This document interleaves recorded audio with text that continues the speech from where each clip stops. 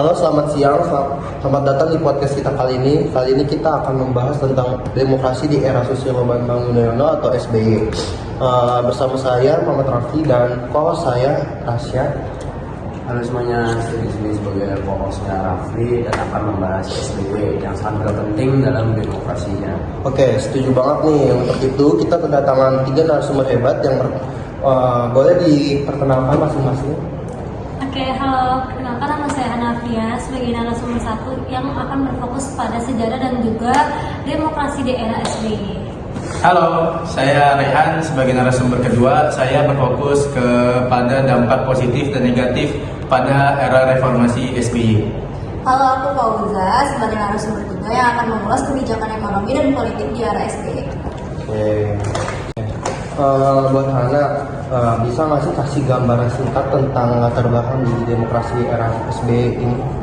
Oke, tentu saja, karena setelah reformasi 1998, Indonesia mengalami salah satu transisi besar dalam perubahan, yang dimana SBY ini sebagai salah satu presiden pertama yang melakukan pemilu terbuka, sehingga hal ini dapat menjadi langkah besar dalam demokrasi. Oke, sangat bagus. Oke, bicara untuk reformasi, siapa aja sih tokoh yang sangat berperan banget dalam pemeran SBY? Mungkin Fauza bisa ngejelasin sedikit. Nah, beberapa tokoh kunci di era SBY itu yang pertama ada Yusuf Kala sebagai wakil presiden pertama yang berperan dalam perdamaian Aceh. Yang kedua ada Budiono sebagai wakil presiden kedua yang berfokus pada kebijakan ekonomi. Dan yang terakhir ada Sri Mulyani Indrawati sebagai menteri keuangan yang dikenal sebagai reformis meskipun sempat terlibat dalam kontroversi bailout dan sentering. Wah, berarti banyak banget perubahan yang terjadi ya? Betul, terutama dalam aspek pemilu langsung, penguatan KPK dan reformasi birokrasi.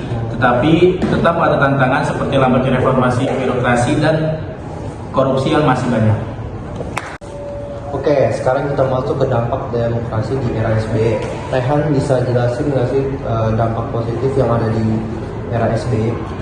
Oke, di sini saya akan menyebutkan beberapa dampak positif yang terjadi pada era demokrasi Pak SBY. Yang pertama itu ada partisipasi politik yang meningkat. Pemilu langsung memberikan suara rakyat yang lebih dihargai. Dan yang kedua ada kebebasan berpendapat. Pers dan masyarakat bisa dapat berpendapat dengan bebas. Yang ketiga ada pemberantasan korupsi, yaitu penguatan KPK menjadi salah satu kuncinya. Oh, menarik banget nih. Biasanya ada dampak positif, ada dampak negatifnya. Betul. Boleh jelasin nggak dampak negatifnya apa aja? Oke, beberapa dampak negatif yang terjadi pada era demokrasi SBY itu, yang pertama ada reformasi birokrasi yang berjalan sangat lambat dan masih banyak kasus korupsi yang terjadi. Dan yang kedua ada beberapa skandal seperti Centerigate yang menyebabkan menurunnya kepercayaan masyarakat terhadap pemerintah.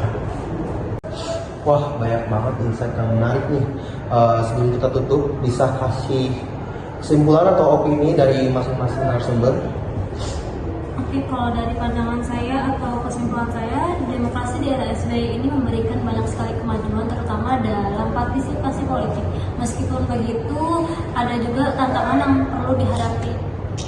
Kalau dari aku, dari segi ekonomi itu pertumbuhannya bisa dibilang cukup stabil, cuman dari segi ketimpangan sosial tuh masih menjadi masalah. Oke, dari segi dampak positif dan negatif ini, pada era demokrasi Pak SBY ini sangat membawa perubahan besar, tetapi masih ada kekurangan dalam implementasinya. Setuju banget tuh. Yang jelas era SBY itu fase perjalanan yang paling penting dalam perjalanan demokrasinya. Wah, terima kasih banyak ya para narasumber udah ngasih info yang menarik kali ini. Oke, langsung aja kita tutup.